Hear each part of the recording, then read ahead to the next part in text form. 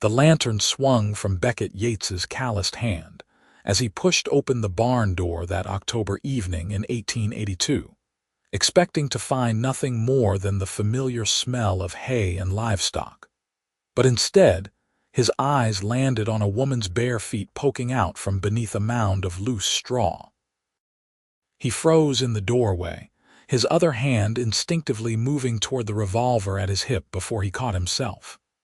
The feet were small, caked with dirt and blood, and they weren't moving. Beckett set the lantern on a post and approached slowly, his boots making soft sounds against the packed earth floor. As he drew closer, he could make out the rest of her, a woman curled tight as a fist, her dark hair matted with bits of straw and what looked like dried mud. Her dress, once probably a respectable calico print, hung in tatters around her thin frame. She was breathing. He could see the slight rise and fall of her shoulders, could hear the whisper of air moving in and out of her lungs. Beckett stood there for a moment, weighing his options. In Bodie, California, a town that had seen more than its fair share of violence and desperation since the silver boom started, a man learned to be cautious. But looking down at this woman, at her bare and bleeding feet, at the way she'd burrowed into his hay like a wounded animal seeking shelter, he felt something shift in his chest. Questions could wait. Whatever had brought her here, whatever trouble she was running from or toward, none of that mattered as much as the fact that she was half frozen and clearly hurt. Beckett turned and strode back toward the house, his long legs covering the distance quickly. The night air had a bite to it that spoke of the coming winter, and up here in the mountains, winter didn't fool around. He grabbed 2 thick wool blankets from the chest in his bedroom, then paused at the kitchen to fill a canteen with water and stuff some bread and dried meat into his pockets. When he returned to the barn, she hadn't moved. Beckett knelt beside her in the hay, setting his supplies down carefully. Up close, he could see she was young, maybe 25 or so, with a face that might have been pretty if it wasn't so gaunt and marked with bruises. A yellowing mark spread across her left cheekbone, and her lip was split and swollen. He unfolded the first blanket and laid it gently over her curled form. She stirred at the touch, a small whimper escaping her throat, but didn't wake. Beckett tucked the blanket around her as best he could without moving her too much, then spread the second blanket over the first. The barn held some warmth from the horses and the milk cow, but it was still too cold for someone in her condition. Beckett sat back on his heels, studying her. Now that she was covered, he could see her face more clearly in the lantern light. Even with the bruises and the dirt, there was something striking about her features, a determined set to her jaw even in sleep, dark eyebrows that suggested a strong personality. Her hands, visible where they clutched at the hay beneath the blankets, were small but showed signs of hard work, calluses and cuts that spoke of a life that hadn't been easy. He should move her to the house, he knew that. His small cabin had a real bed, a stove that would warm her better than any amount of blankets in a barn. But something told him not to startle her, not to move her before she was ready. She'd chosen his barn, his hay, as her refuge. She'd crawled in here seeking safety, and he wouldn't violate that by moving her while she was unconscious and vulnerable. Instead, Beckett retrieved more hay and piled it around the blankets, creating a nest of insulation. He brought in 2 more blankets from the house and added them to the pile. Then he settled himself on a nearby bale of hay, his back against the barn wall, and prepared to wait. The hours passed slowly. Beckett had always been a patient man. It was a necessary trait for ranch work and for surviving in a place like Bodie, but tonight patience felt different. He found himself listening intently to her breathing, watching for any change in her condition.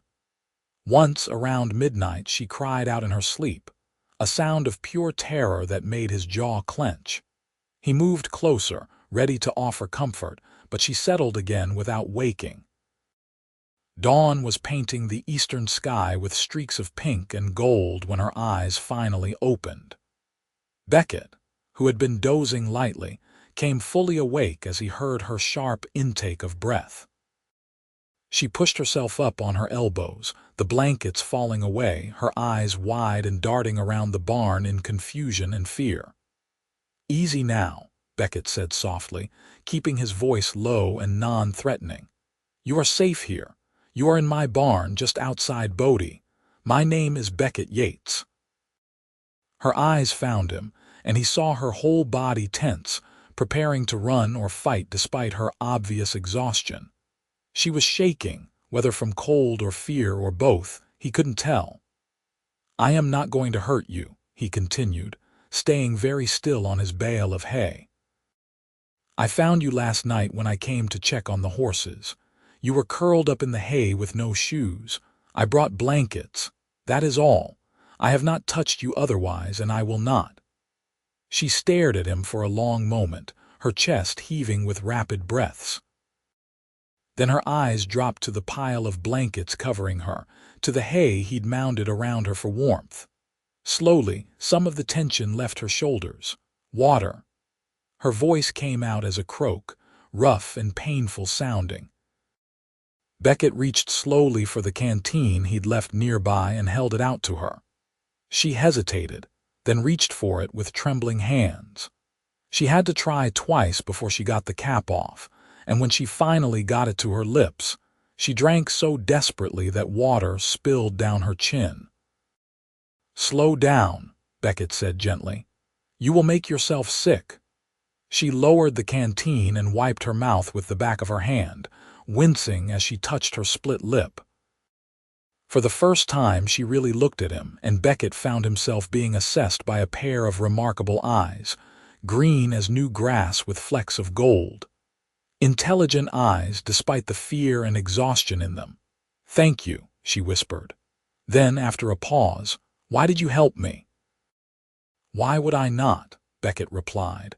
He pulled the bread and dried meat from his pocket. "Are you hungry? It is not much, but it is something." She nodded, and he tossed the food to her gently. She caught it and immediately tore into the bread like she hadn't eaten in days. Watching her, Beckett felt anger building in his gut, not at her, but at whatever circumstances had brought her to this state. "What is your name?" he asked when she'd finished half the bread. She paused, studying him again with those sharp green eyes. "Grace," she said finally. "Grace Anderson." "Well, Miss Anderson, I expect you have a story and I would like to hear it. But first, let me help you get to the house. You need a proper bed, hot food, and those feet need tending to." Grace looked down at her feet as if she'd forgotten about them. Even in the dim morning light filtering through the barn slats, Beckett could see they were in bad shape, torn up and swollen. She tried to move them and gasped in pain. "I cannot walk," she said, her voice small. "I did not figure you could," Beckett said. He stood up slowly, giving her time to protest. "I am going to carry you to the house. Is that all right?" Grace bit her already injured lip, clearly torn between pride and practicality. Finally, she nodded. "All right." Beckett approached carefully and bent down. "I am going to put one arm under your knees and one behind your back. It might hurt a bit, but I will be as gentle as I can." When he lifted her, blankets and all, she weighed almost nothing. She was all sharp angles and fragile bones, and Beckett felt another surge of anger at whoever or whatever had done this to her. Grace stiffened in his arms at first, then gradually relaxed as he carried her out of the barn and across the yard to his cabin. The cabin was small but well built. One main room with a kitchen area, a table and chairs, and his bed in the corner. A door led to a smaller room he used for storage. It wasn't fancy, but it was clean and solid, built with his own hands 3 years ago when he'd claimed this land. Beckett laid Grace gently on his bed. She looked around the cabin with curious eyes, taking in the neatly arranged space, the books stacked on a shelf, the rifle mounted above the door. "I am going to heat some water," Beckett said. "We need to clean and bandage those feet. And you need a proper meal." "You do not have to do all this," Grace said, but her voice lacked conviction. "I know I do not have to," Beckett replied, moving to stoke the fire in his stove, "but I am going to anyway." He worked in silence for a while, heating water, finding clean cloths, pulling together ingredients for a simple meal. Grace watched him from the bed, and he could feel her eyes following his movements. He was not a small man, 6 feet tall with broad shoulders and hands roughened by years of ranch work, but he tried to move gently, to show her through his actions that he meant no harm. When the water was ready, he brought it to the bedside along with the cloths and the bottle of whiskey he kept for medicinal purposes. Grace had pushed herself up to sitting, the blankets wrapped around her shoulders. "This is going to hurt," Beckett warned. "Those cuts need to be cleaned, and some of them look deep." Grace nodded, her jaw set in a determined line. "I have endured worse." There was a story in those words, one that made Beckett's chest tighten. He knelt beside the bed and carefully lifted one of her feet. In the better light of the cabin, they looked even worse than he'd thought. The soles were torn and bleeding, with dirt and small stones embedded in the wounds. She'd walked a long way without shoes, that much was clear. He worked as gently as he could, cleaning away the dirt and debris, using the whiskey to disinfect the deeper cuts. Grace made small sounds of pain but didn't cry out, even when he knew it must have been agonizing. She gripped the blankets so tightly her knuckles turned white, but she held still and let him work. "Where did you come from?" Beckett asked, partly to distract her from the pain. "How long were you walking?" Grace was quiet for so long he thought she might not answer. Then she spoke, her voice low and careful. "From Bridgeport. 3 days, I think, maybe 4. I lost track after the first night. Bridgeport was a good 30 miles south through rough mountain country." Beckett paused in his work, looking up at her in astonishment. "You walked 30 miles without shoes." "I had shoes when I started," Grace said. "They fell apart on the second day." "Why were you running?" Beckett asked gently. "What happened to your face?" Grace's hand moved unconsciously to her bruised cheek. "My husband happened to it. My former husband, I should say. I am leaving him, have left him. And I am not going back, no matter what." The fierce determination in her voice made something warm bloom in Beckett's chest. He went back to cleaning her feet, wrapping them carefully in clean cloth once he'd gotten them as clean as he could. "Does he know where you have gone?" "I do not think so," Grace said. "I told no one my plans. I just walked north, trying to put distance between us. I saw your barn last night and thought it might be empty, or that I could hide in it for a few hours at least. I must have fallen asleep. I do not even remember lying down." Beckett finished bandaging her second foot and sat back on his heels. "You walked 30 miles in 3 or 4 days without shoes, running from a man who hurt you. That takes courage, Miss Anderson. Or desperation," Grace said with a bitter smile. "Courage makes it sound noble. I was terrified. I am terrified. When you found me, I thought I might die in that hay, and part of me thought that would be preferable to him finding me." "He is not going to find you," Beckett said with quiet conviction. "And you are not going to die. You are going to rest, heal, and eat until you get your strength back. Then, when you are ready, we can figure out what comes next." Grace looked at him with those penetrating green eyes, and Beckett saw tears gathering in them. "Why are you being so kind to me? You do not know me. I could be lying about everything." "You could be," Beckett agreed. He stood up and moved to the stove where beans were heating and coffee was brewing. "But I do not think you are. And even if you were, even if you had done something terrible, you still deserved those blankets last night. You still deserve to have your feet tended to and food in your belly." Basic human decency is not conditional on someone earning it. A tear slid down Grace's cheek, and she wiped it away quickly. I have not met many decent humans lately. Then you have been meeting the wrong humans, Beckett said. He poured coffee into 2 tin cups and brought one to her. Bodie has its share of rough characters, but there are good people here too. We look after each other, mostly. Grace accepted the coffee with both hands, wrapping her fingers around the warm cup. What do you do here, Mr. Yates, besides rescue foolish women from your barn? It is Beckett, please, he said. And I am ranching, or trying to. I have 40 acres here, some cattle, horses, chickens. It is not much yet, but I am building something. I came out here 5 years ago from Missouri, worked in the mines for a while to save up enough to buy land, and started the ranch 3 years back. That must be hard work, Grace said.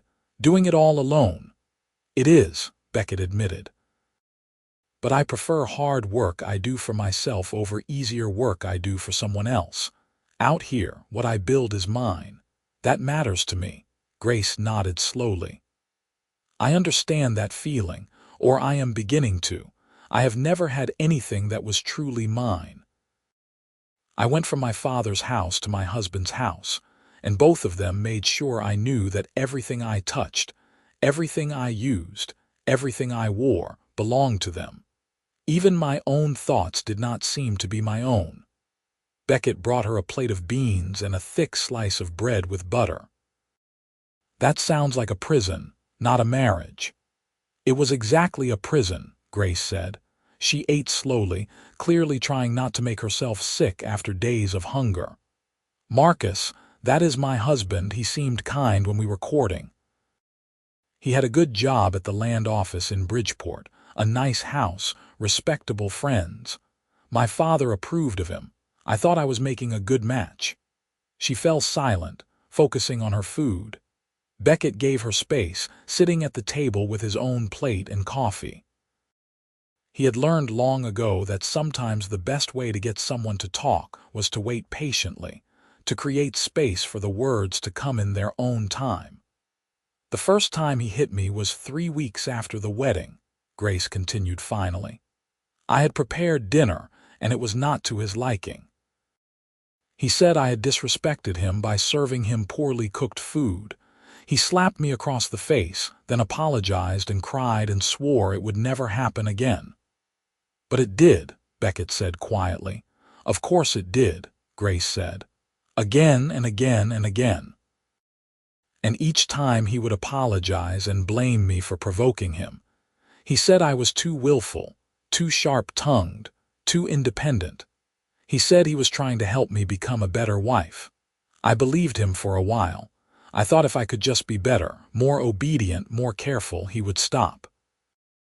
But it did not matter what I did. There was always something wrong, always some excuse. Beckett's hands tightened around his coffee cup. He had known men like that, men who used their fists to feel powerful, who broke others down to build themselves up.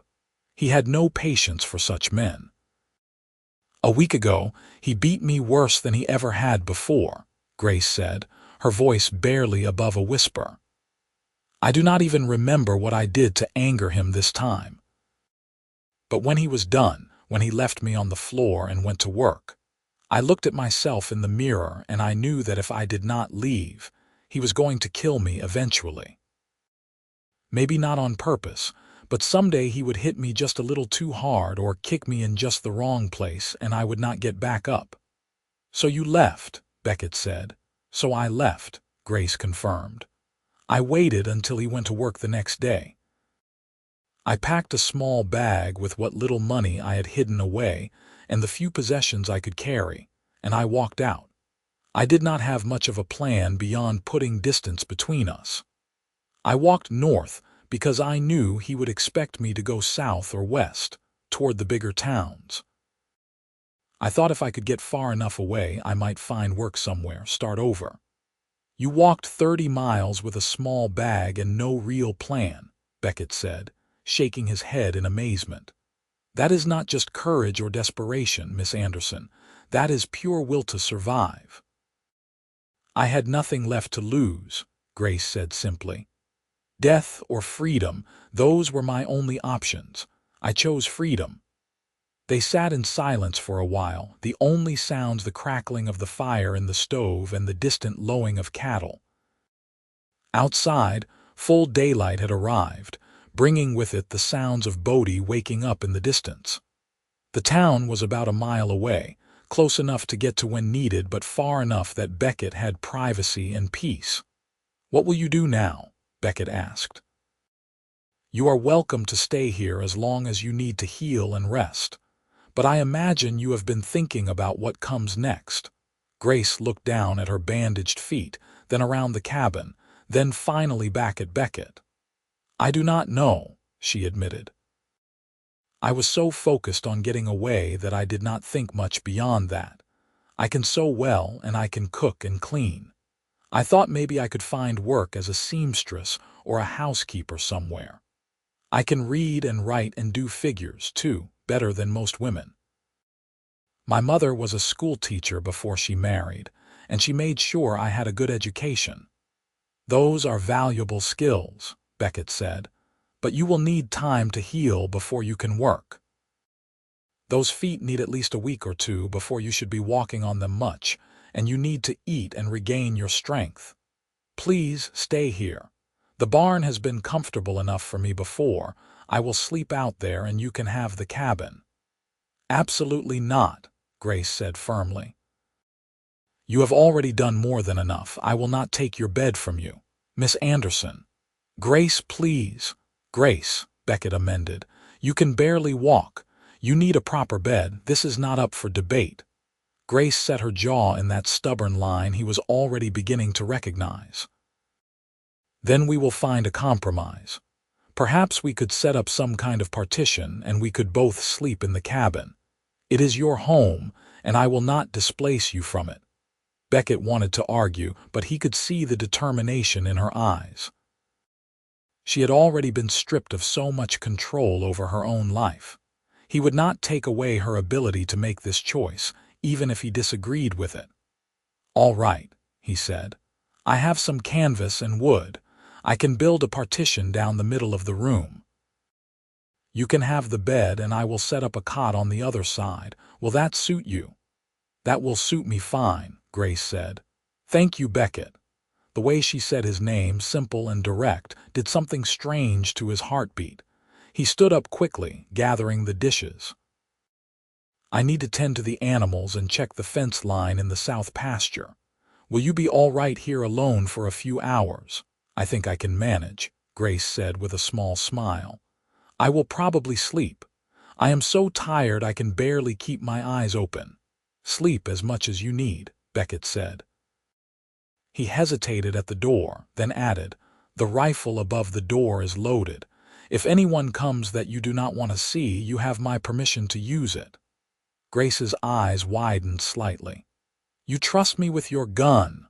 "I trust you with your own safety," Beckett corrected. "That is not quite the same thing. But yes, I suppose I do trust you. Maybe I am a fool, but my instincts about people are usually pretty good." "I hope your instincts are right," Grace said softly. "And thank you again, for everything." Beckett nodded and stepped out into the bright October morning, closing the door gently behind him. He stood on the porch for a moment, breathing in the crisp mountain air, trying to settle the confusion of feelings in his chest. He had found dozens of injured or abandoned animals over the years, and had taken care of them all without thinking twice. But Grace Anderson was not an animal. She was a woman. A beautiful woman despite her injuries, and the protective feelings she stirred in him were more complicated than simple compassion. He shook his head and walked toward the barn to begin his morning chores. Whatever complicated feelings might be brewing, they would have to wait. Right now, Grace needed safety and healing, nothing more. The rest, if there was a rest, could come later. Over the next few days they fell into an unexpected rhythm. Beckett built the partition as promised, dividing the cabin into two spaces that offered privacy while still sharing the warmth of the single stove. Grace protested that she should be helping with chores despite her injuries, so he found small tasks she could do from the bed or sitting at the table. She mended his clothes, which had accumulated quite a collection of tears and missing buttons. She prepared vegetables for meals, her knife work quick and efficient. She read aloud from his books in the evenings, her voice bringing the words to life in a way that made even familiar stories feel new. Beckett found himself hurrying through his outdoor work so he could return to the cabin. He told himself it was just to check on Grace, to make sure she was healing properly, but he knew that was not the whole truth. He enjoyed her company. She was intelligent and well-read, with strong opinions that she was not afraid to voice. She had a dry sense of humor that caught him off guard and made him laugh. And when she smiled, really smiled, it transformed her whole face. Grace's feet healed slowly but steadily. By the end of the first week, she could walk across the cabin without wincing. By the end of the second week, she insisted on taking on more of the household work, cooking meals and tidying the cabin. Beckett had never been particularly organized, but under Grace's influence, the cabin took on a more homely feeling. She found wildflowers and put them in a jar on the table. She reorganized his kitchen supplies so things made more sense. She washed the windows and hung up the spare blankets to air out.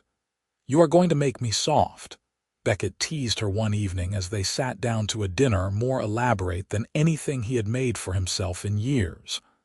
"I am earning my keep," Grace replied. "You have refused to let me pay you for the food I have eaten or the space I am taking up. The least I can do is make sure you are well fed and living in a clean house." "I was not complaining," Beckett said quickly. "Believe me, I appreciate everything you are doing. I just do not want you to feel like you have to work off some debt. You do not owe me anything, Grace." Grace set down her fork and looked at him seriously. "I know I do not owe you in any legal sense, but Beckett, you saved my life. Not just by taking me in, but by treating me like a human being deserving of kindness and respect. Do you know how rare that has been in my life? You have no idea what that means to me."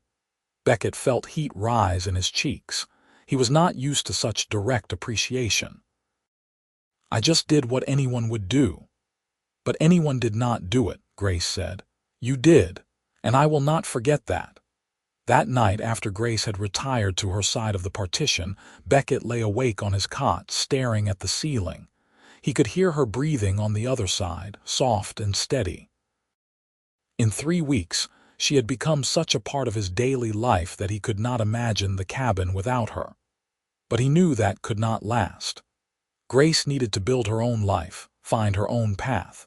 She could not stay here indefinitely, living in his cabin, dependent on his charity. The thought of her leaving made his chest ache in a way he did not fully understand. Or maybe he did understand, and he just was not ready to admit it to himself yet. The next morning, Beckett rode into Bodie to pick up supplies. The town was bustling as always, miners and merchants and families all going about their business in the muddy streets. He stopped at the general store first, picking up flour, sugar, coffee, and the other staples he needed. Mrs. Chen, who ran the store with her husband, raised an eyebrow at the quantity of food he was buying. "You expecting company, Mr. Yates?" she asked. "Just stocking up for winter," Beckett said evasively. Mrs. Chen smiled knowingly but did not press. Beckett liked her for that.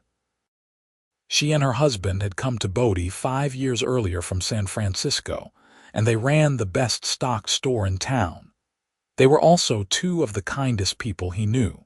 As Beckett was loading his supplies into his wagon, he heard a voice behind him that made his blood run cold. "Excuse me, sir. I am looking for someone, and I wonder if you might have seen her." Beckett turned slowly to find a man standing a few feet away. He was dressed well, too well for Bodie's rough streets in a dark suit and a bowler hat.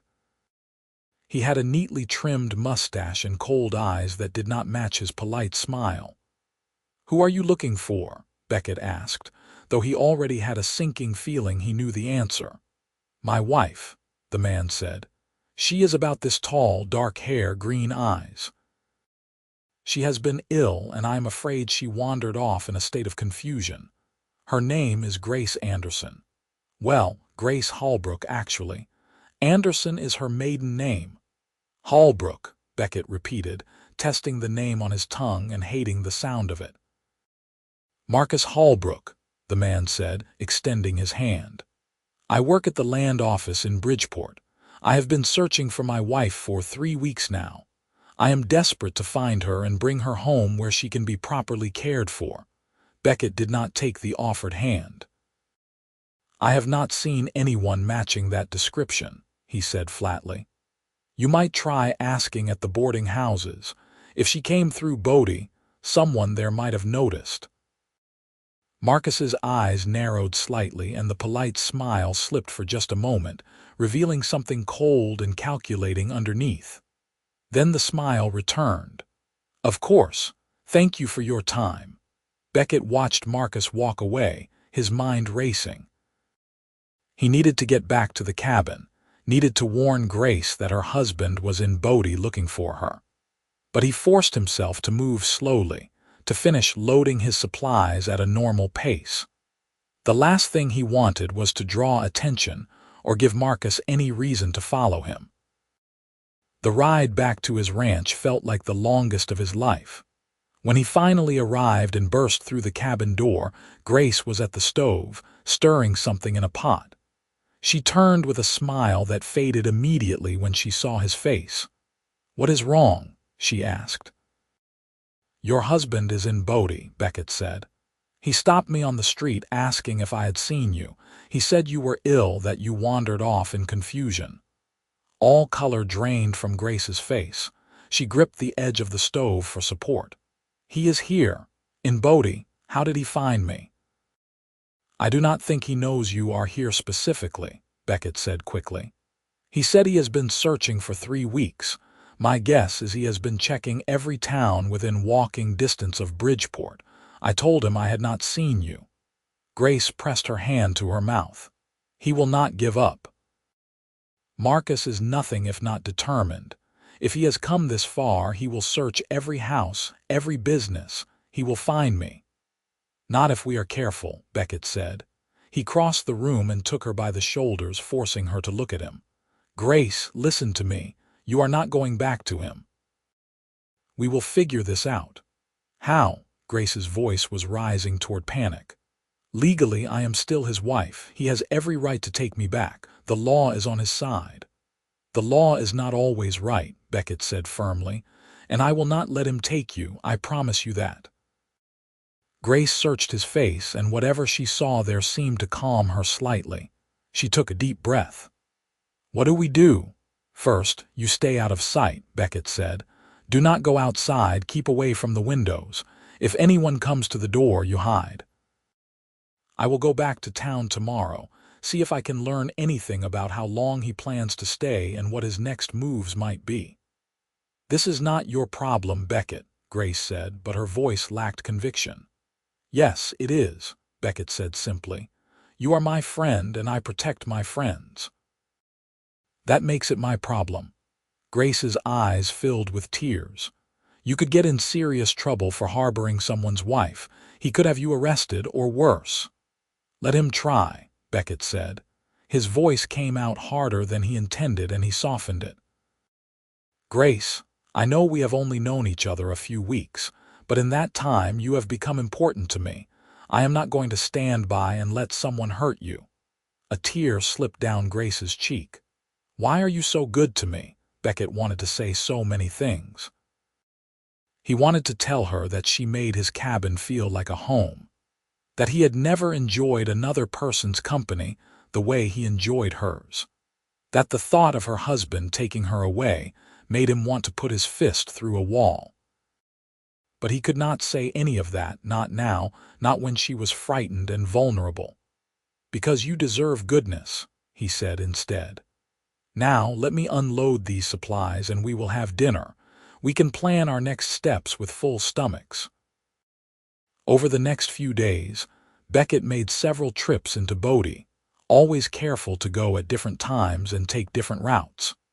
He learned that Marcus was staying at the Grand Hotel, the nicest establishment in town. He was making rounds of all the businesses and homes, showing a photograph of Grace and asking if anyone had seen her. He had told people she was mentally unwell, that she needed medical care that only he could provide. "He is painting himself as the concerned husband," Beckett told Grace one evening. "People are sympathetic to him. They think he is looking for his poor, confused wife." Grace's jaw tightened. "Of course he is. Marcus has always been good at playing the victim. He makes himself look reasonable and caring while making me seem unstable. It is one of the ways he kept me trapped. Most people do not know you are here, and the ones who might have seen you would not connect you to his description," Beckett said. "You look different now than you did when you arrived. Healthier, stronger, and he is showing an old photograph." "How long will he stay?" Grace asked. "I do not know," Beckett admitted. "But he cannot stay forever. He has a job in Bridgeport. Eventually he will have to go back." Grace stood up and paced the cabin, her heeled feet carrying her back and forth across the wooden floor. "I cannot hide forever, Beckett. Even if he leaves, I cannot spend my life in this cabin, afraid to show my face in town. That is just another kind of prison." She was right, and Beckett knew it. But he did not have a solution. The law was clear on the subject of wives and their husbands. Unless Grace could prove abuse, which would be nearly impossible without witnesses who would actually testify against a respectable land office employee, she had no legal grounds to leave her marriage. And even if she did, divorce was complicated, expensive, and socially ruinous for women. "What if we went somewhere else?" Beckett said suddenly. "California is a big state. We could go north or east into Nevada. We could find a place where he would not think to look." Grace stopped pacing and looked at him. "Beckett, I cannot ask you to leave your ranch, your life, because of my problems." "You are not asking," Beckett said. "I am offering. This ranch is not worth as much as your safety. Nothing is." Grace crossed the room and sat down at the table across from him. "Why would you do that? Give up everything you have built here. You do not owe me that much. You do not owe me anything." Beckett looked at her, at the firelight reflecting in her green eyes, at the way her dark hair fell around her face, at the strength and intelligence and spirit that shone through despite everything she had endured. And he realized that he could not keep lying to himself about what he was feeling.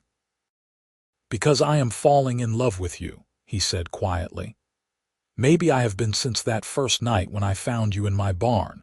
Maybe it has been happening gradually every day since. But Grace, I cannot imagine my life without you in it anymore.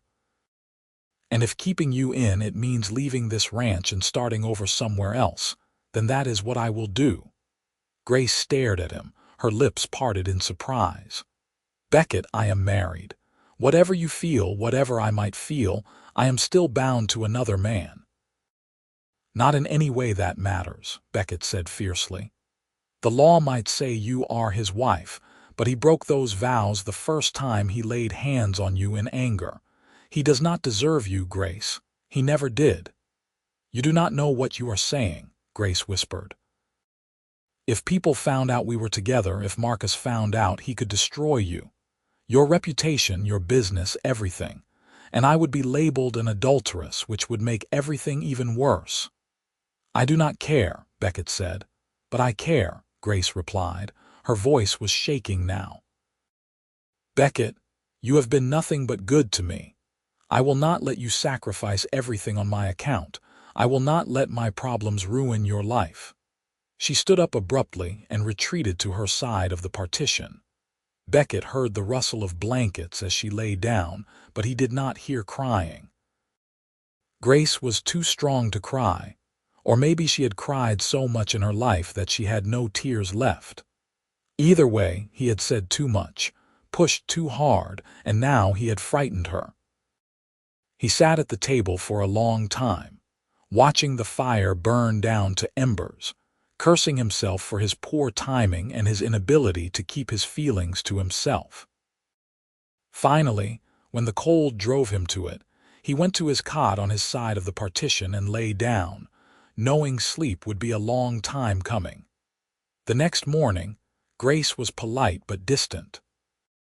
She made breakfast and spoke only when necessary, and Beckett felt the space between them like a physical thing. He went out to do his chores with a heavy heart, wondering if he had ruined everything. He was in the barn, checking on his horses, when he heard wagon wheels and voices approaching. Beckett straightened, instantly alert. He rarely got visitors out here. He walked to the barn door and looked out to see a small wagon pulling up in front of his cabin. Marcus Holbrook climbed down from the driver's seat, accompanied by two other men Beckett did not recognize. His blood turned to ice. He strode quickly toward the cabin, but Marcus had already reached the door. Beckett broke into a run as Marcus pounded on the wood. "Grace," Marcus shouted. "Grace, I know you are in there. Come out. This foolishness has gone on long enough." Beckett reached the porch just as the door opened. Grace stood in the doorway, pale but composed. Her eyes flicked to Beckett, then back to Marcus. "Hello, Marcus," she said calmly. "How did you find me, Mrs.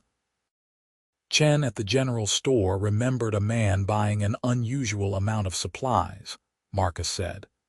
"She mentioned it to one of her customers, who mentioned it to someone else, and eventually someone mentioned it to me. I had a feeling about this place. You always did prefer isolation." "What do you want?" Grace asked. "I want you to come home where you belong," Marcus said. His voice was reasonable, almost gentle, but Beckett could see the anger simmering beneath the surface. "You have been ill, Grace. You need help. You need to come home so I can take care of you." "I am not ill," Grace said, "and I am not coming back to you." Marcus's eyes hardened. "You are my wife. You do not have a choice." "She told you no," Beckett said, stepping forward. "You need to leave my property." Marcus turned to look at him, and his lip curled in a sneer. "So this is how it is. My wife runs away and shacks up with some cowboy.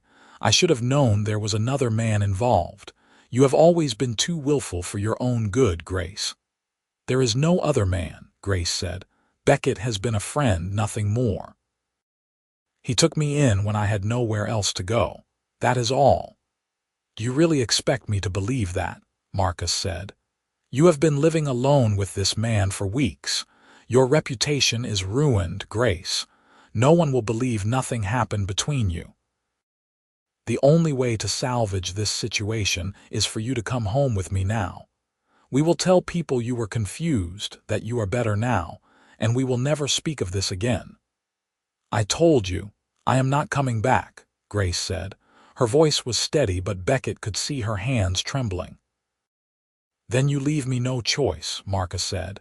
He gestured to the two men who had come with him.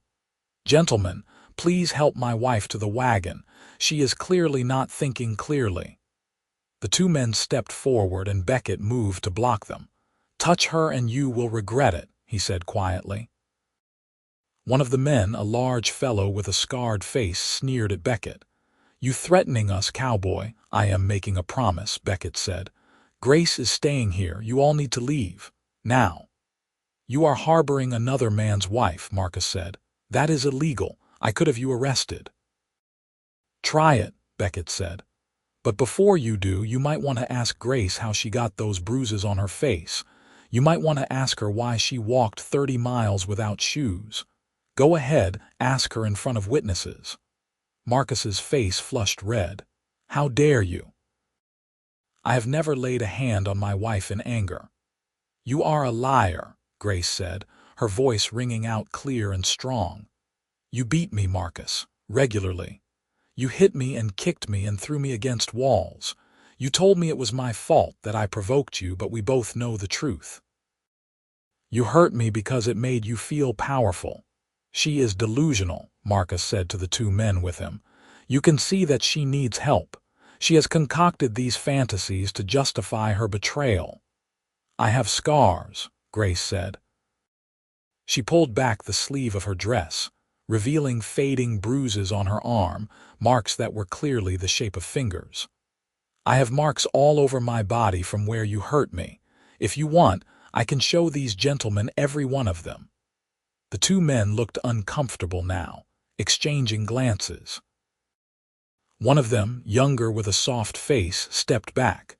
Mr. Holbrook, I do not think I want to be involved in this after all. What are you talking about? Marcus snapped. I paid you good money to help me retrieve my wife. You paid us to help you bring home a confused woman, the young man said. You did not say anything about her accusing you of beating her. I am not going to manhandle a woman who clearly does not want to go with you. The larger man looked less certain, but after a moment, he also stepped back. I think Jim is right. This is not what we signed up for. Marcus looked between the two men, his face turning an even deeper shade of red. Cowards, he spat. Fine, I will handle this myself. He lunged toward Grace, but Beckett was faster.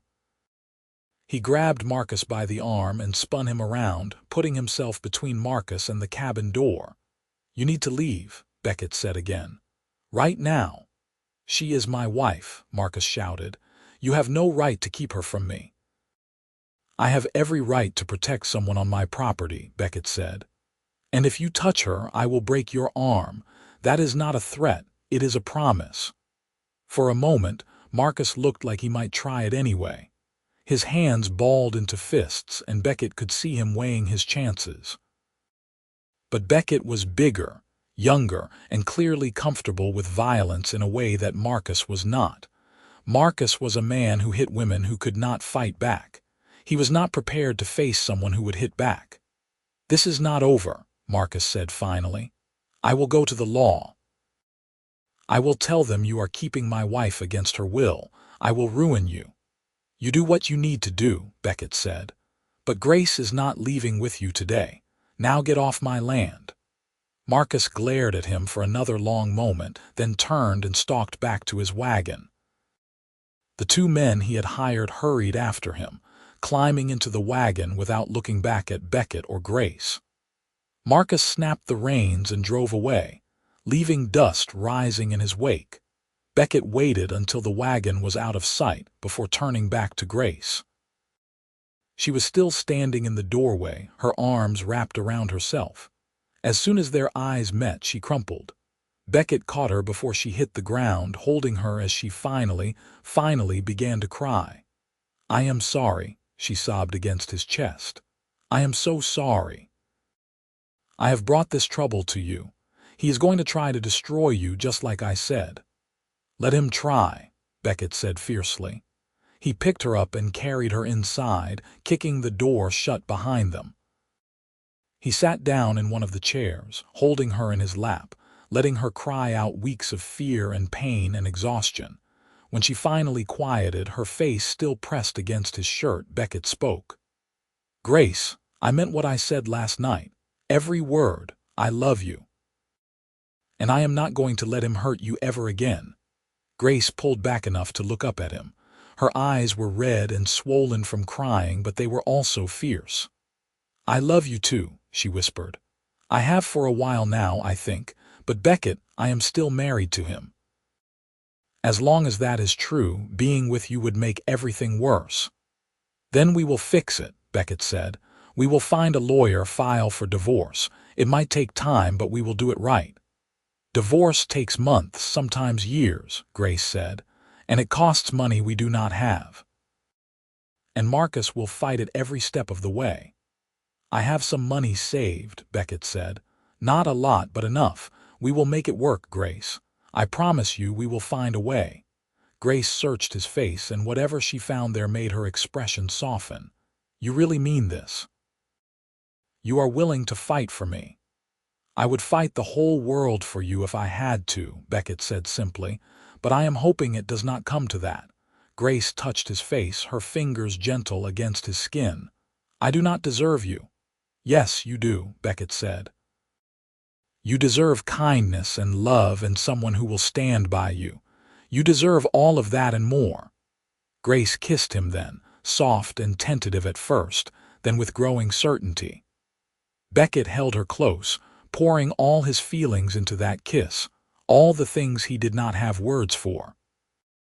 When they finally pulled apart, both of them were breathing hard. "What do we do now?" Grace asked. "Now we fight," Beckett said. "But first, I need to check something." He gently moved Grace off his lap and went to the door, looking out cautiously. He had a feeling Marcus was not done, and that feeling was proving right. In the distance, he could see dust rising, more than one wagon this time. "He is coming back," Beckett said grimly, "and he is bringing more people." Grace stood up and came to stand beside him. "Then we face it together," she said. "No more running, no more hiding." Beckett looked down at her, at the determination in her face, and felt pride surge through him. "Together," he agreed. The wagons pulled up about 20 minutes later. This time Marcus was accompanied by a man wearing a badge, the local sheriff from Bodie, along with 3 other men Beckett recognized from town. Marcus climbed down from the wagon with a triumphant look on his face. "Sheriff Taylor," Marcus called out. "That is the man I told you about. He is holding my wife against her will." Sheriff Taylor was an older man, weathered and practical, who had been keeping the peace in Bodie for as long as Beckett had been there. He stepped forward, his expression carefully neutral. "Mr. Yates," he said, "is Mrs. Holbrook here?" "I am here, Sheriff," Grace said, stepping out onto the porch. "And I am not being held against my will. I am here by my own choice." Sheriff Taylor tipped his hat to her. "Madam, your husband says you left Bridgeport 3 weeks ago and he has been searching for you. He says you are not well." "My husband is a liar," Grace said clearly. "I left because he was beating me. Look at my face, Sheriff. Look at the bruises that are still fading. Ask yourself how a mentally unwell woman managed to walk 30 miles through rough country to escape. I am not crazy and I am not confused. I left because staying would have eventually killed me." Sheriff Taylor studied her face, and Beckett could see him taking in the fading bruises, the split lip that was still slightly swollen, the determined set of her jaw. He was a fair man, Beckett knew, but he was also a man of the law. "Those are serious accusations, madam," the sheriff said. "They are true accusations," Grace replied. "I have scars and bruises all over my body to prove it. If you need to see them, I will show you, though I would prefer not to undress in front of all these men." "That will not be necessary," Sheriff Taylor said. He turned to Marcus. "Mr. Holbrook, these are serious accusations. What do you have to say to them?" "She is lying," Marcus said, but there was a hint of desperation in his voice now. "She is confused. She fell down some stairs a few weeks ago. That is where the bruises came from. I have been worried sick about her." "I did not fall down any stairs," Grace said. "He hit me, multiple times over the course of our marriage. The most recent beating was about 3 weeks ago, which is when I decided to leave." "Can anyone corroborate your story?" Sheriff Taylor asked. "Did anyone see these alleged beatings?" Grace's face fell slightly. "No, he was always careful to do it when we were alone. But there must be people in Bridgeport who suspected. I could not have hidden the bruises all the time. Someone must have noticed." "She is making this up to justify her affair with this man," Marcus said, pointing at Beckett. "They have been living together, alone, for weeks. It is obvious what has been going on." "Nothing inappropriate has been going on," Beckett said firmly. "Grace was hurt and needed a safe place to stay. I provided that. We have separate sleeping areas and I have treated her with nothing but respect. Do you really expect anyone to believe that?" Marcus sneered. "A young woman living alone with a man and nothing happened. You must think we are all fools. I think you are a coward who beats his wife and then lies about it, Beckett said coldly. And I think you cannot stand the idea that she was strong enough to leave you. Marcus's face flushed red. How dare you? Sheriff, are you going to let him speak to me like that? Sheriff Taylor held up his hand. Everyone calm down. Mr. Holbrook, I understand you are upset, but these are serious allegations. I cannot just hand over Mrs. Holbrook to you without investigating further. Investigating what? Marcus demanded. She is my wife. The law says she belongs with me. The law also says I have an obligation to protect all citizens from harm, Sheriff Taylor said. If Mrs. Holbrook is telling the truth, then returning her to you would be sending her back into danger. That is not something I am willing to do without being certain of the facts. This is ridiculous, Marcus sputtered. You are taking the word of a hysterical woman over mine. I am doing my job, Sheriff Taylor said firmly. Mrs. Holbrook, would you be willing to come into town and give a formal statement? I would like to have a doctor examine you as well to document your injuries. I will do whatever is necessary, Grace said. This is outrageous, Marcus said. Sheriff, I demand you do your duty and return my wife to me immediately. Mr. Holbrook, I suggest you return to your hotel and let me handle this, Sheriff Taylor said. His voice had taken on an edge now, and Beckett could see that Marcus was pushing too hard. I will conduct a thorough investigation, and then I will make my decision based on the facts. I will be reporting you to your superiors, Marcus threatened. I will make sure everyone knows you conspired to keep a man from his own wife. You do that, Sheriff Taylor said mildly. In the meantime, Mrs. Holbrook, would you like to come with me now, or would you prefer to come to town tomorrow? Grace looked at Beckett. He nodded encouragingly. Whatever you think is best, he said. I will come now, Grace decided. I want this resolved as quickly as possible. Then let me get my wagon, Sheriff Taylor said. You can ride with me. She is not going anywhere without me, Beckett said. If Grace is going to town, I am coming too. Sheriff Taylor considered this, then nodded. Fair enough. Bring your horse, Mr. Yates. We will meet you there. It took only a few minutes for Beckett to saddle his horse. Grace changed into a clean dress, one that showed more of her bruises, and then they were ready. Beckett helped her up into the sheriff's wagon, then mounted his horse and followed behind as they made their way toward Bodie. Marcus and his companions followed at a distance, and Beckett kept a close eye on them. He did not trust Marcus not to try something desperate, but they made it to town without incident, pulling up in front of the small building that served as the sheriff's office and jail. Inside, Sheriff Taylor pulled out paper and a pen and began taking Grace's statement. She told him everything, starting from the beginning of her marriage to the final beating that had made her decide to leave. She spoke clearly and without emotion, laying out the facts in a way that made them impossible to dismiss. When she was done, Sheriff Taylor sat back and studied her. That is quite a story, Mrs. Holbrook, he said. It is the truth, Grace said. I believe you, Sheriff Taylor said. I have seen too many women with bruises like yours, and they all had the same look in their eyes that you do now. The look of someone who has been through hell and survived.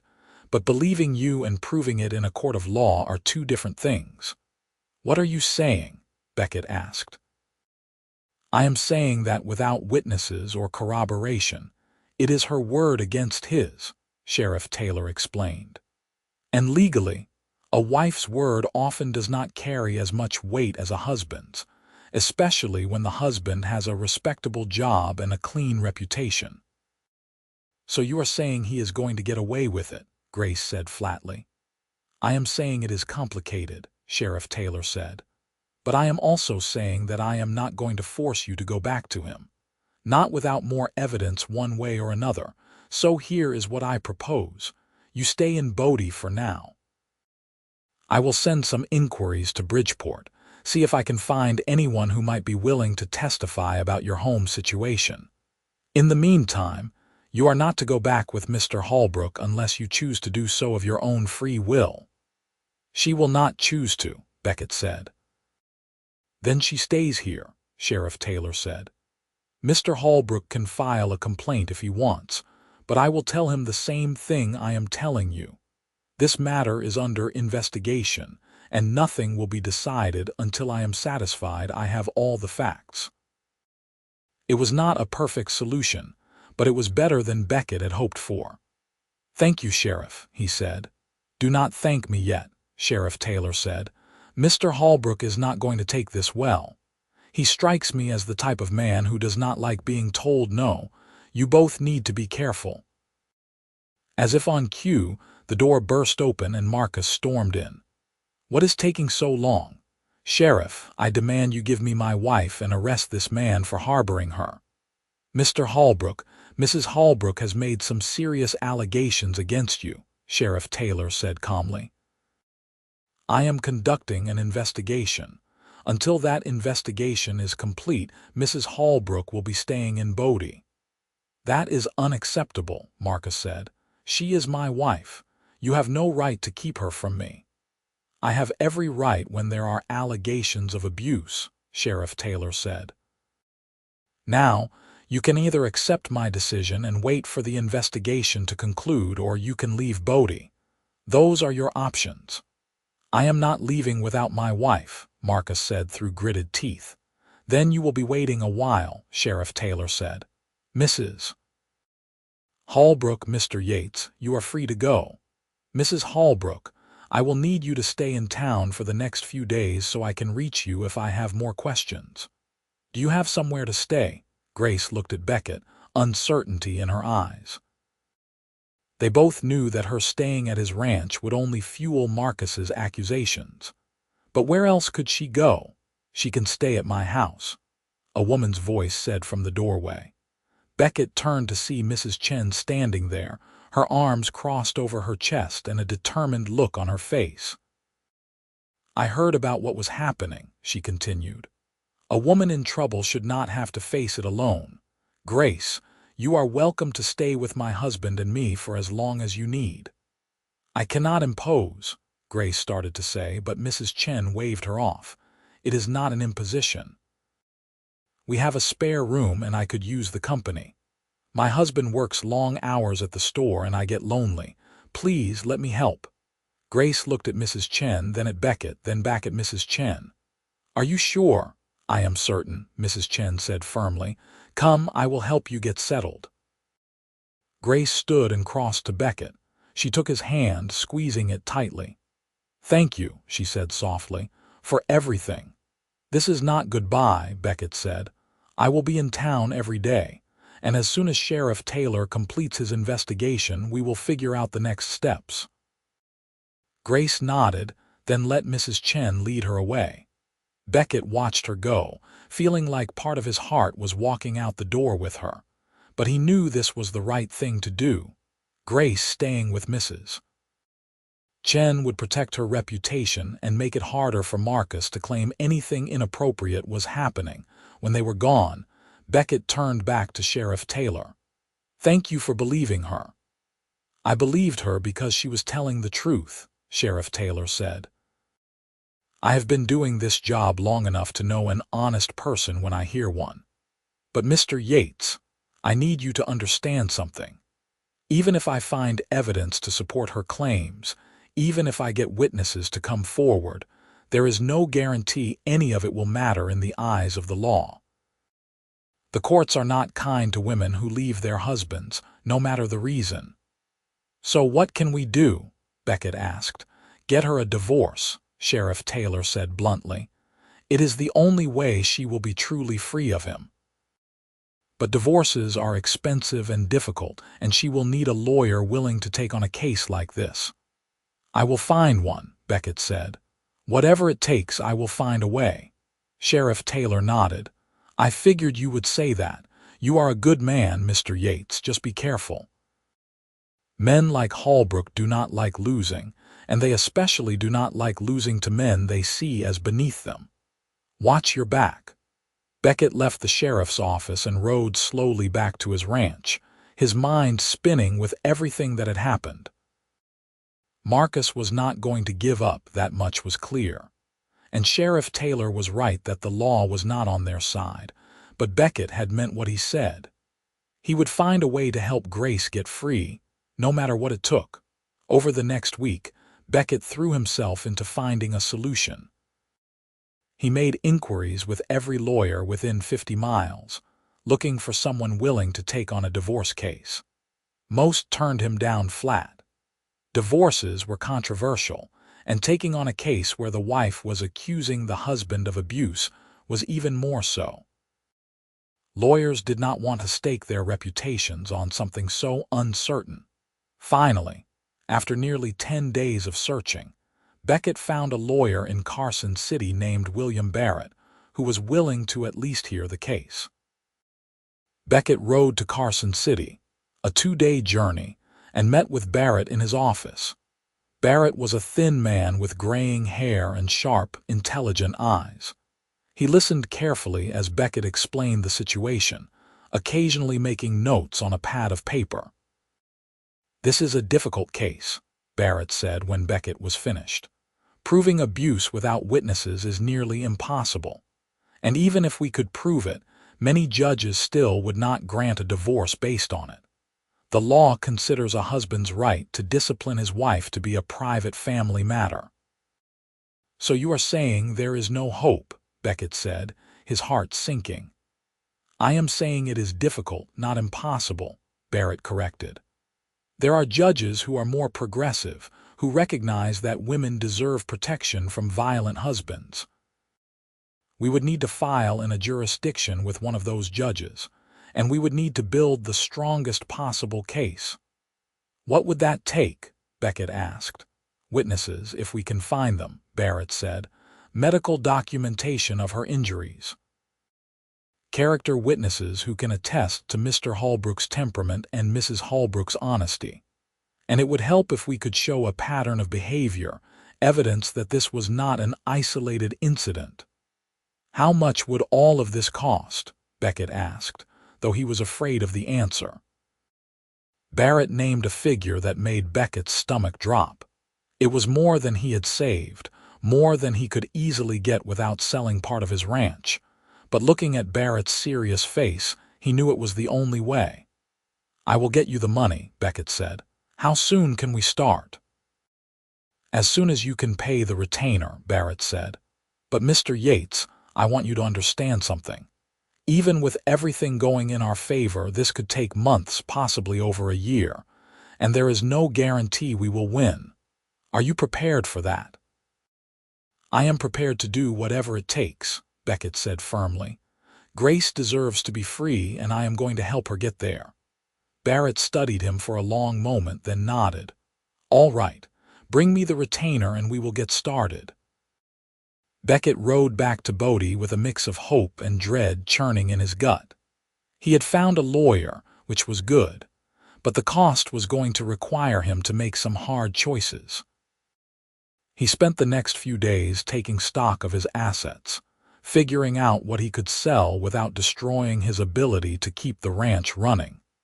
In the end, he sold 10 head of cattle and 2 of his horses, keeping only what was absolutely necessary.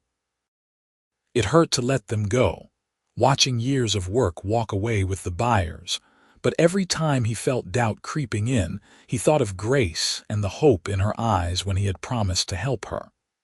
That was worth more than any amount of livestock. With the money in hand, Beckett rode back to Carson City and paid Barrett's retainer. The lawyer got to work immediately, filing the necessary paperwork and beginning the process of building their case. In Bodie, life had settled into a new routine. Grace was living with the Chens, helping out in their store during the day and becoming friends with Mrs. Chen. Beckett visited every evening, and they would walk together through town or sit on the porch of the Chen's house, talking about everything and nothing. Marcus was still in Bodie, staying at the hotel and making his presence known. He would walk past the general store several times a day, glaring at Grace through the windows. He cornered Beckett on the street once, his face red with anger. "You think you have won," Marcus hissed, "but you have not. She is still my wife and she will come home with me eventually. The law is on my side." "The law might be on your side," Beckett replied calmly, "but Grace is not. She will never go back to you willingly. You can accept that and move on, or you can keep fighting a battle you have already lost. Either way, you are wasting your time." Marcus's hands clenched into fists, and for a moment Beckett thought he might actually throw a punch, but there were too many people around, too many witnesses. Marcus settled for another glare before stalking away. "He is getting desperate," Sheriff Taylor told Beckett later that week. "I have been keeping an eye on him. A desperate man is a dangerous man." "I know," Beckett said. "I am being careful." Despite the tension, there were good moments too. Grace was healing, not just physically but emotionally. Living with the Chens, being treated with kindness and respect, working in the store and being valued for her skills. She was becoming more confident, more herself. Beckett could see it in the way she held herself, in the way she smiled more easily, in the way she looked at the world with hope instead of fear. One evening, about 3 weeks after Grace had moved in with the Chens, Beckett and Grace were walking along the edge of town, watching the sun set over the mountains. It was late October now, and the air had a crisp bite that spoke of winter coming. "I have hired a lawyer," Beckett said. "His name is William Barrett, and he is based in Carson City. He is going to help us get you a divorce." Grace stopped walking and turned to look at him. "Beckett, I told you, divorce is expensive." "I sold some cattle and horses," Beckett said. "I have enough for the retainer and the initial work. We will figure out the rest as we go." "You sold your cattle," Grace's voice rose. "Beckett, that is your livelihood. You cannot give that up for me." "I can, and I did," Beckett said. "Grace, listen to me. I meant what I said. I love you. I want a future with you. But none of that can happen as long as you are legally tied to Marcus. So yes, I sold some cattle. And I would sell more if I needed to. You are worth more to me than any ranch." Tears welled up in Grace's eyes. "You are incredible, you know that. I have never had anyone care about me the way you do." "You deserve to be cared for," Beckett said. He took her hands in his. "You deserve to be loved and protected and cherished. And I promise you, Grace, once you are free, I am going to spend every day of the rest of my life showing you that." Grace squeezed his hands tightly. "I love you so much. Sometimes I lie awake at night and cannot believe this is real, that you are real. After so many years of darkness, you are like sunlight." Beckett pulled her into his arms, holding her close. They stood there as the sun sank below the mountains, painting the sky in brilliant shades of orange and gold, and Beckett felt a peace settle over him despite all the uncertainty. Whatever came next, they would face it together. The weeks turned into months. Barrett worked diligently on the case, gathering documentation and looking for witnesses. Sheriff Taylor had sent inquiries to Bridgeport, but as expected, people were reluctant to testify against Marcus. He was respected in the community, and few wanted to risk their own reputations by getting involved in what many still saw as a private marital matter. Winter came to Bodie, bringing snow and bitter cold. Beckett spent long days working on his ranch, trying to keep his reduced herd alive through the harsh weather. Grace continued to work at the Chen's store and had become an invaluable part of their business. She was good with customers, honest with numbers, and had a talent for organization that improved their operations significantly. Marcus finally left Bodie in late November, returning to Bridgeport for work. But he made it clear before leaving that he had not given up. "I will be back," he told Sheriff Taylor, "and when I come back I expect to take my wife home with me." His absence was a relief, but it also made everyone nervous. Without Marcus in town, it was harder to keep track of what he was doing or planning. Christmas came and went. The Chens invited Beckett to celebrate with them and Grace, and it was the best Christmas Beckett had experienced in years. Mrs. Chen cooked an elaborate meal, and they exchanged small gifts. Grace gave Beckett a scarf she had knitted herself, soft wool and deep blue that brought out his eyes. Beckett gave Grace a book of poetry he had ordered from San Francisco, knowing how much she loved to read. That night, as Beckett was preparing to leave, Grace walked him to the door. The Chens had discreetly retired to their bedroom, giving them a moment of privacy. "Thank you for the book," Grace said softly. "It is perfect." "I am glad you like it," Beckett said. "Grace, I know this is hard, the waiting and the uncertainty, but I want you to know that I am not going anywhere. No matter how long this takes, I will be here." "I know you will," Grace said. She reached up and touched his face. "You are the best man I have ever known, Beckett Yates." Beckett leaned down and kissed her gently. They had kissed a few times since that first day, always carefully, always aware that they were still in a complicated situation. But each kiss felt like a promise, a glimpse of the future they were fighting for. In January, Barrett sent word that he had found a potential witness. A woman who had lived next door to Grace and Marcus in Bridgeport was willing to testify that she had heard arguments and sounds of violence coming from their house. It was not much, but it was something. "We file next week," Barrett wrote. "I have found a judge in Sacramento who has a reputation for being fair-minded on women's issues. It is our best shot." Beckett rode to Bodie to tell Grace the news. She was in the store, helping Mrs. Chen arrange a new shipment of fabric, and her face lit up when she saw him. "It is happening," Beckett said.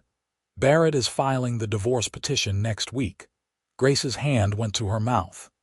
"Really, we are actually doing this, Beckett confirmed. He looked at Mrs. Chen. "May I steal Grace for a few minutes?" "Of course, Mrs. Chen said with a knowing smile. "Take all the time you need." Beckett and Grace walked outside into the cold January day. Snow was falling lightly, dusting the streets and buildings with white. They walked to the edge of town, to a spot where they could see the mountains stretching out in all directions. "Once the petition is filed, Marcus will be notified," Beckett said. "He will have a chance to respond, to present his side. Barrett says it could take several months before we actually get a hearing." "Several more months," Grace said. She sounded tired. "I know it is not the quick resolution we hoped for," Beckett said.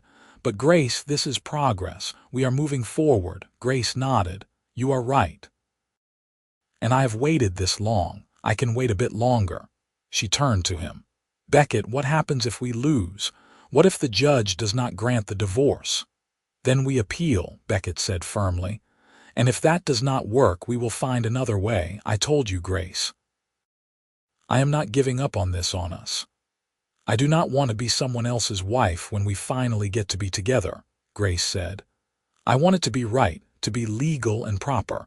I do not want there to be any shadow over what we have." "There will not be," Beckett promised. "We will do this the right way, no matter how long it takes." The divorce petition was filed on January 15, 1883. As expected, Marcus responded immediately, contesting everything. He claimed Grace had abandoned him without cause, that she had been unfaithful with Beckett, and that her allegations of abuse were fabrications designed to justify her affair. Barrett countered with Grace's testimony, the neighbor's statement, and documentation from the doctor in Bodie who had examined Grace when she first arrived and noted her injuries. It was not a strong case, but it was stronger than many women had when seeking divorce. The hearing was scheduled for April, giving both sides time to gather evidence and prepare their arguments. The waiting was agonizing. Beckett continued to work his ranch and visit Grace every evening. They talked about their future, about the life they wanted to build together. Grace wanted to keep working, possibly start her own business as a seamstress. Beckett wanted to expand his ranch, maybe start a horse breeding program. They dreamed together, painting pictures with words of the life that waited on the other side of this legal battle. In March, Marcus returned to Bodie. He looked thinner, more haggard, and there was a wild quality to his eyes that made Beckett nervous. Marcus tried several times to approach Grace, but she always made sure she was never alone, always had Mrs. Chen or Beckett or Sheriff Taylor nearby. One evening, Marcus showed up at the Chen's house. Beckett happened to be there and he answered the door. "I want to speak to my wife," Marcus said. "She does not want to speak to you," Beckett replied.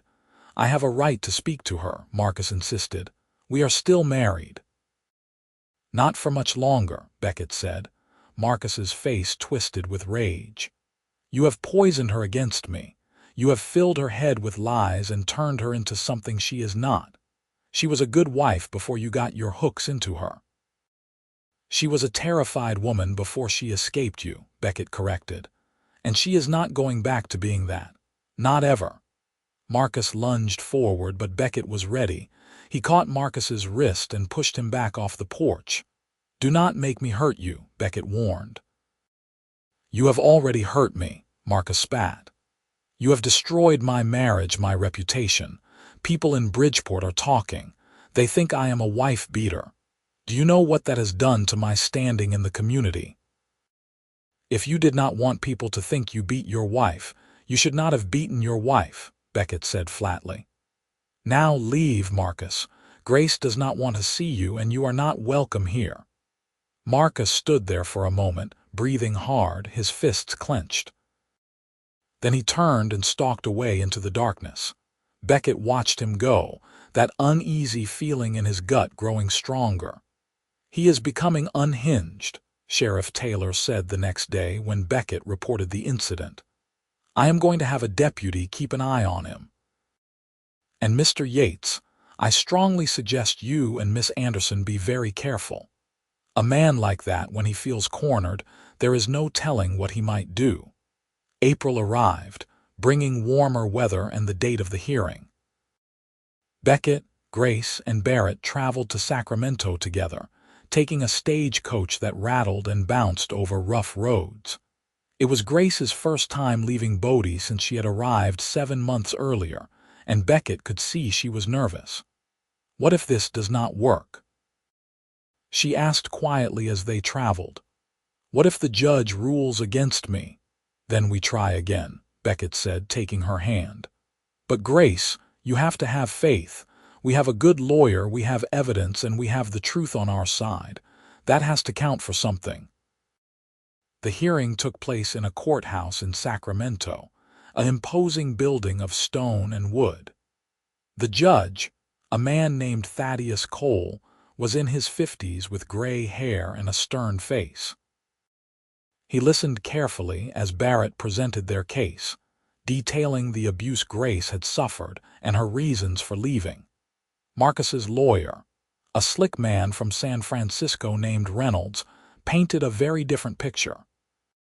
He portrayed Grace as an ungrateful wife who had been influenced by a predatory cowboy. He suggested that any injuries Grace had sustained were self-inflicted or accidents, and that she was lying to get out of her marriage so she could be with Beckett. Grace had to take the stand and recount everything that had happened. Beckett sat in the gallery, his hands gripping the seat in front of him, watching her face as she relived her worst moments. But Grace was strong. She spoke clearly and directly, never wavering even when Reynolds tried to trip her up with aggressive questions. The neighbor from Bridgeport testified as well, describing the sound she had heard coming from the Holbrook house. "I heard shouting and crying and sounds of things breaking," she said. "More than once I thought about knocking on the door to see if Mrs. Holbrook was all right, but I was afraid of causing trouble. "Did you ever actually see Mr. Holbrook strike his wife?" Reynolds asked on cross-examination. "No," the neighbor admitted, "but I heard it, and I saw Mrs. Holbrook with bruises on several occasions. Bruises that could have come from anywhere," Reynolds suggested. The hearing lasted 2 days. At the end, Judge Cole said he would review all the evidence and issue his ruling within 2 weeks. Beckett, Grace, and Barrett made the journey back to Bodie, none of them sure what to expect. The waiting was torture. Beckett threw himself into work on the ranch, but he could not stop thinking about the hearing, replaying moments in his mind and wondering if they had done enough. Grace was quieter than usual, the stress of testifying and not knowing the outcome weighing on her. Finally, 2 weeks later, a letter arrived from Barrett. Beckett rode immediately to Bodie to find Grace. She was at the store, and one look at his face told her he had news. They went outside, standing in the spring sunshine as Beckett opened the letter with shaking hands.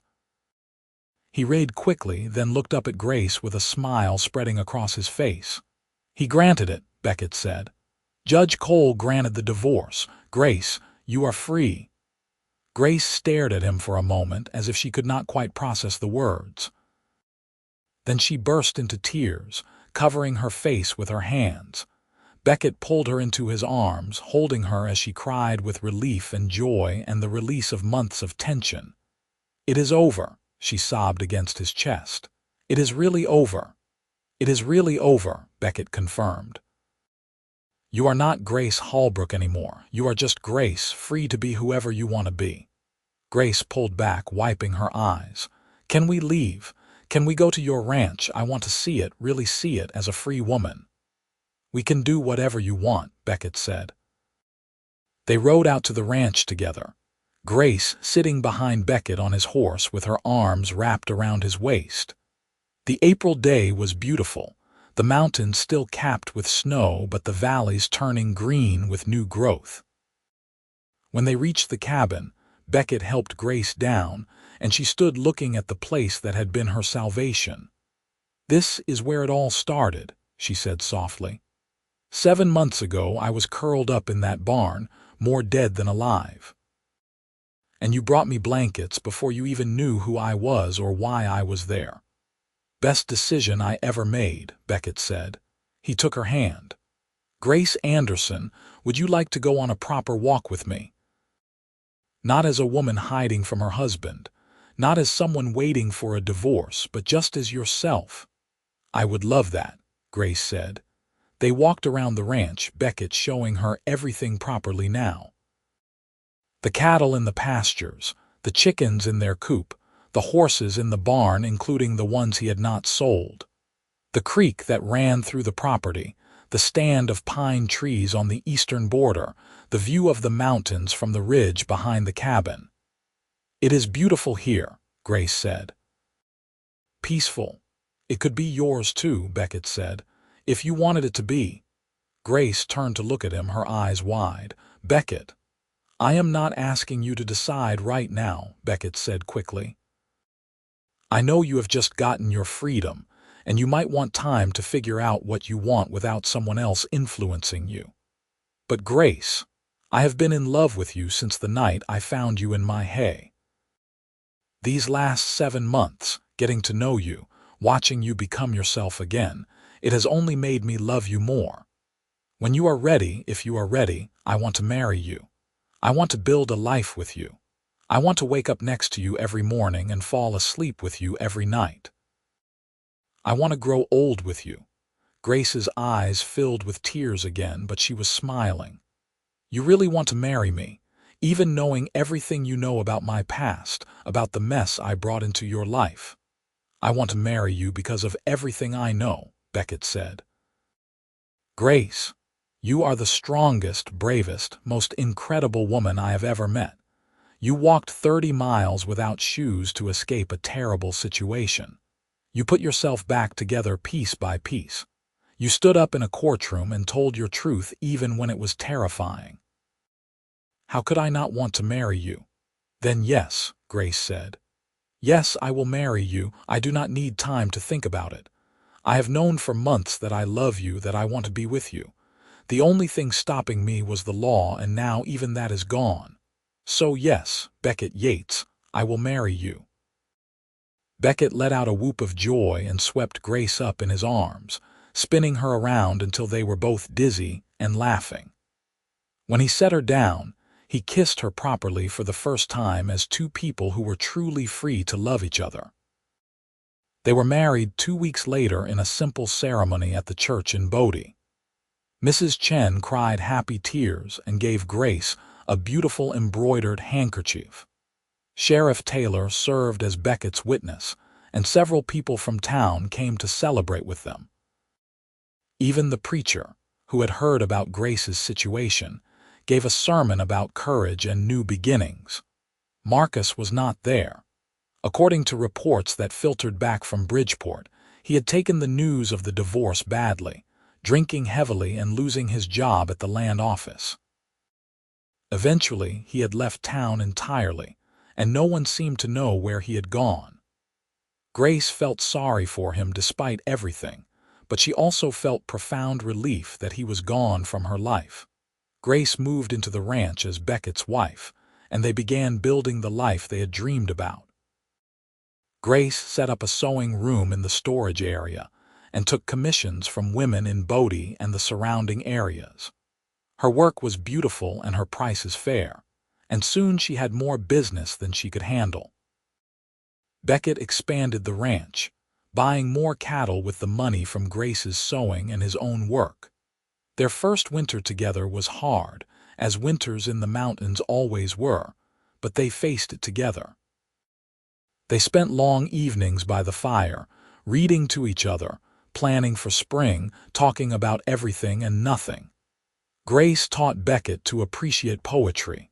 Beckett taught Grace about ranching and horses.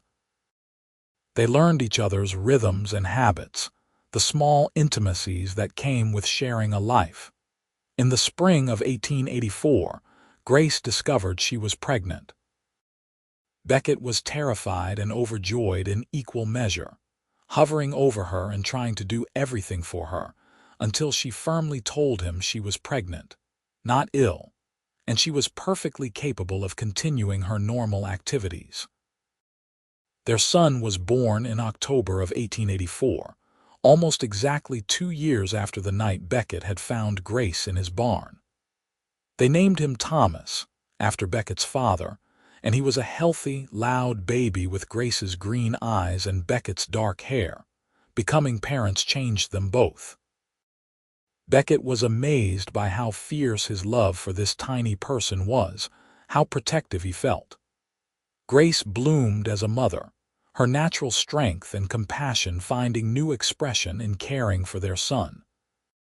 She was patient and loving but also firm, determined to raise a son who understood that strength meant protecting those weaker, not dominating them. Over the years, the ranch prospered.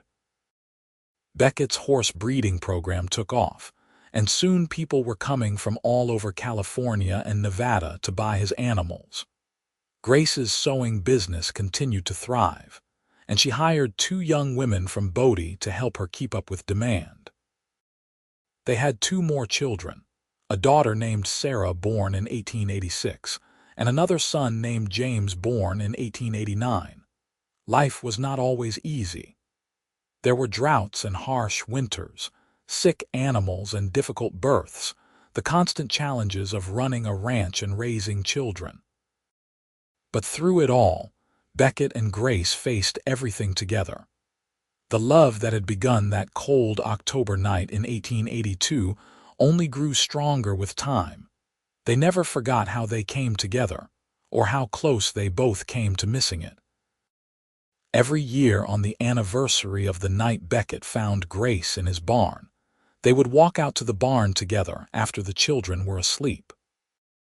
They would stand in the spot where she had curled up in the hay, and Beckett would wrap a blanket around Grace's shoulders, recreating that first act of kindness that had changed both their lives. "You saved me," Grace would say every year. "We saved each other," Beckett would reply. And it was true. Grace had saved Beckett from a life of loneliness, from going through his days without knowing what it meant to truly love and be loved. Beckett had saved Grace from a life of fear and pain, had shown her that she deserved kindness and respect. Together, they built something beautiful. A family, a home, a life filled with love and laughter and hard work and joy. The ranch that Beckett had started alone became their shared legacy, a place where their children grew up strong and safe, where they could look out at the mountains and know they had created something lasting.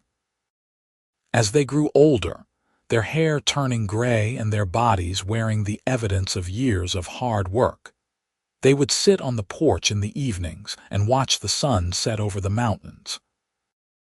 Their children, grown now with families of their own, would visit often, filling the ranch with the sounds of grandchildren playing.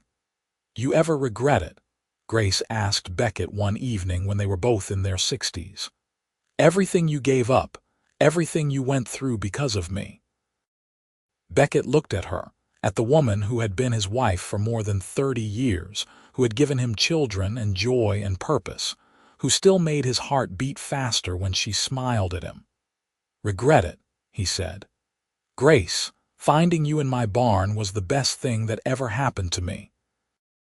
Everything good in my life came from that night. Our children, this life we built, every happy moment we have shared, it all started because I opened that barn door and saw a pair of bare feet in my hay.